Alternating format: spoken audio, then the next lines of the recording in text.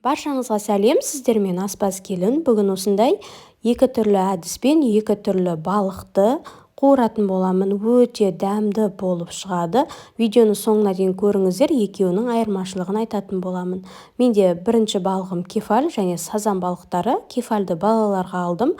Қылқаны аз болатын болғандықтан, ал сазанды өзімізге. Мінекей жақсылап тазаланып жуылған балықтарды осындай бөліктерге бөліп алдым. Сіздер өздеріңіз қалағандай бөліктерге бөліп алсаңыздар болады. Достар, менің каналымда бірінші рет болсаңыздар, тіркеліп кетуді ұмытпаңыздар. Ең алдыменен осылай балықтарымызды тұздап аламыз. Осы кезде сіздер тұздап болған соң қара бұрыш салсаңыздар да болады. Мен бірақ осылай тек қана тұзбен ғана осылай тұздап алдым. Барлығын жақсылап араластырып аламыз. Енді екінші балығымызды дәл солай жақсылап араластырып, қақпақтарын жауып 20 минутқа тұзы сіңгенше қоямыз. Енді бірінші балығымызды осылай ұнға былғап алдым. Қызып тұрған майымызға қуырып алатын боламыз.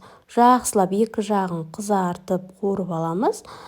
Өте дәмді болып шығады. Осылай екі жағы қызарған соң ала берсеңіздер болады. Енді екінші түрі бізде кляр дайындап аламыз. 1 штук жұмыртқамызға 100 грамм су және де ұнымызды салып, жақсылап араластырып аламыз. Яғни бізде қоймалжын масса болады. Осылай жақсылап араластырып, жағы тұздалған балықтарымызды осылай осыған аунатып алып, қызып тұрған майымызға салып аламыз. Мінекей осылай жақсылап сындырып аламыз да, қызып тұрған майымызға қуырып аламыз. Мінекей енді болды. Осылай жақсылап араластырып, екі жағы қызарғанша қуырып алдық.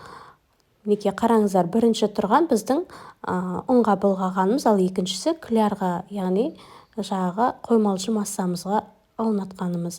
Бізде ұнмен жасағанымыз сәл жұмсақтау болады, ал екінші клярмен жасағанымыз сырты қышырлақ, дәл жаңағыдай тауық еттері сияқты, яғни кепси сияқты болып шығады. Сырты қышырлақ болып, өте дәмді болып шықты. Сіздер де жасап көріңіздер. Видеоның соңына дейін қарағандарыңызға рахмет.